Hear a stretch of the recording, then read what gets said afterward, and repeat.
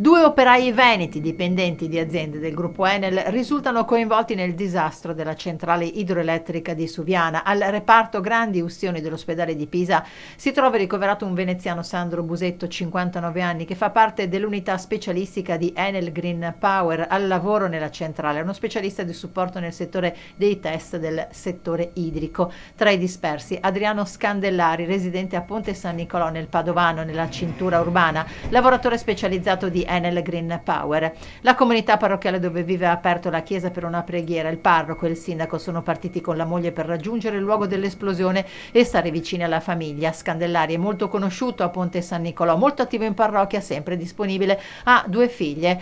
Ironia della sorte, recentemente era stato insignito dal Presidente della Repubblica Sergio Mattarella del titolo di Cavaliere del Lavoro. Sandro Busetto, anche lui padre di 2 figli, ricoverato con ustioni gravi sul 23% del corpo, in particolare sulle mani, è in prognosi riservata, accanto a lui la moglie. Intanto dal Veneto sono partiti 4 speleo sommozzatori del nucleo vigili del fuoco di Venezia Vicenza in supporto ai colleghi di Bologna.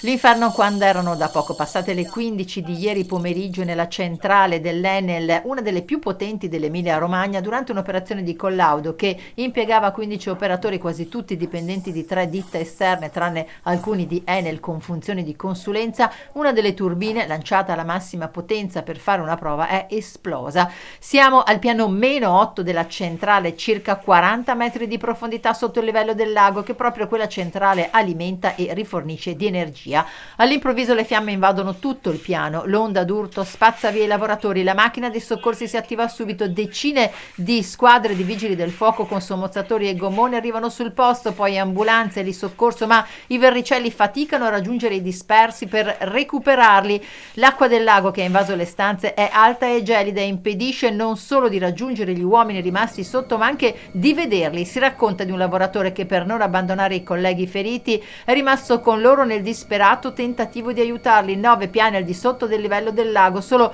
con sforzo i vigili del fuoco sono riusciti a convincerlo ad uscire e a farsi medicare. Enel dirama una nota: Enel Green Power sta collaborando con tutte le autorità competenti ed esprime cordoglio e vicinanza al personale coinvolto e alle famiglie che rappresentano la priorità per l'azienda. L'amministratore delegato Salvatore Bernabei si è immediatamente recato sul posto per seguire di persona la situazione.